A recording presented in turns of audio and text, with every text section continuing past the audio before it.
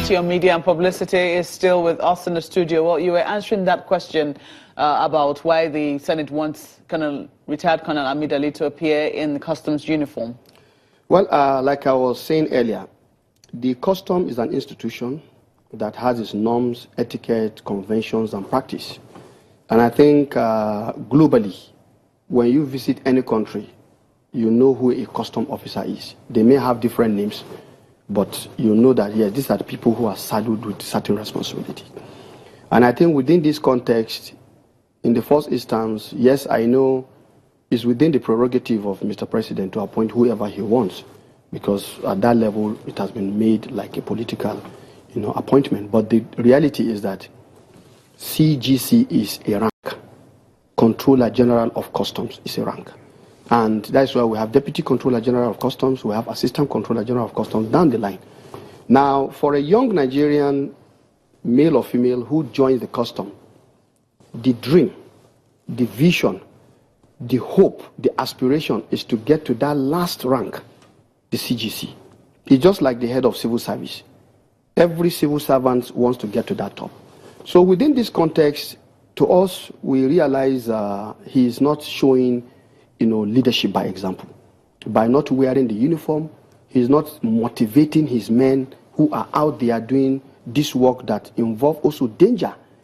Don't forget that the art of smuggling, which customs try to stop, and other acts that are inimical to this economy, are such that you have people who even try to kill custom officers.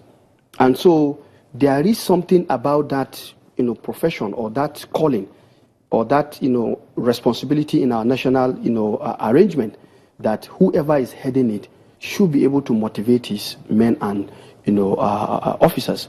And I want to say by wearing the uniform. The uniform is a key. It's a key, because for me, if I see my commander in a uniform, definitely it gives me that pride.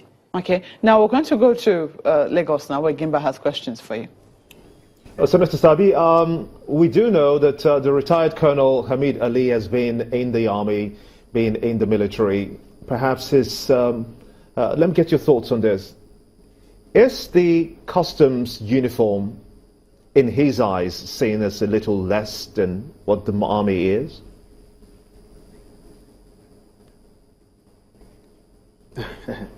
Well, if that's the way he sees it, then I think he ought to have rejected that job even when it was given to him, because it means the job he's being given is less than.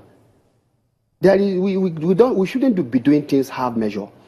If you believe the uniform is belittling, then it means that responsibility is belittling, because the calling you have had, the army calling, which is superior, then you shouldn't belittle yourself by coming to do the job that you believe is belittling.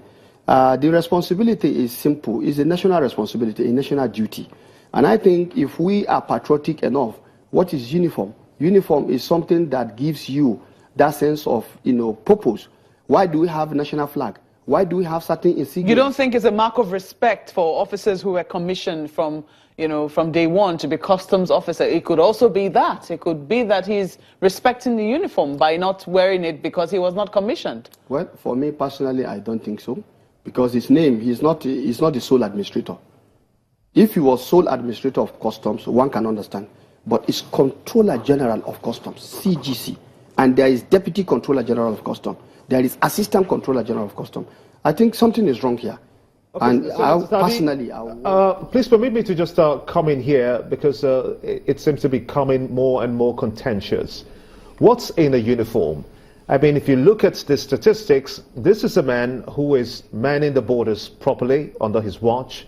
He has been able to cleanse the entry points. As you remember that some weapons were seized even when they got in at some point.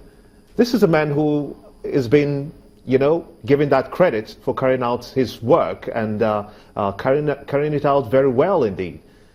Why would you insist that he wears a uniform when he's performing his work and doing it even better than expected?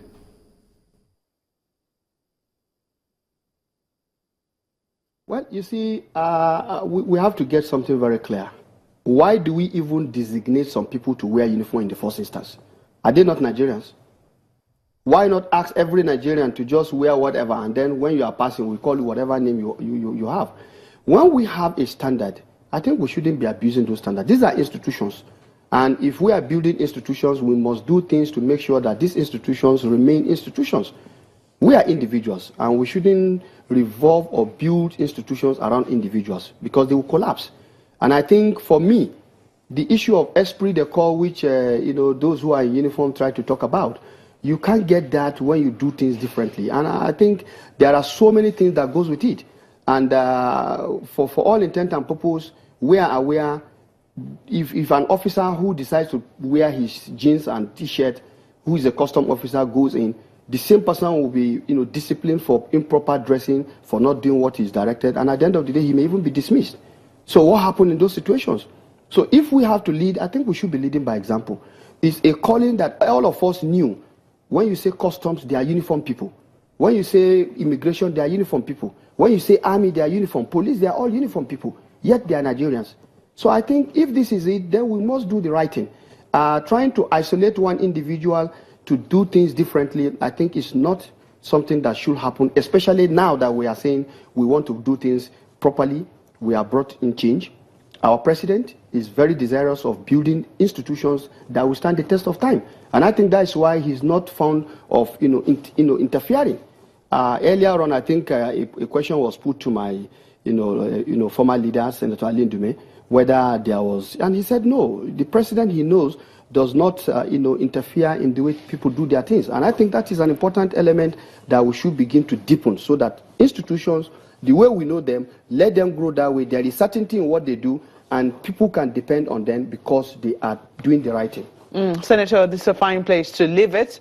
Thank you for coming on Sunrise Daily. Okay. We've been speaking with Senator Sabi Abdullahi, who is Chairman, Senate Committee on Media and Publicity.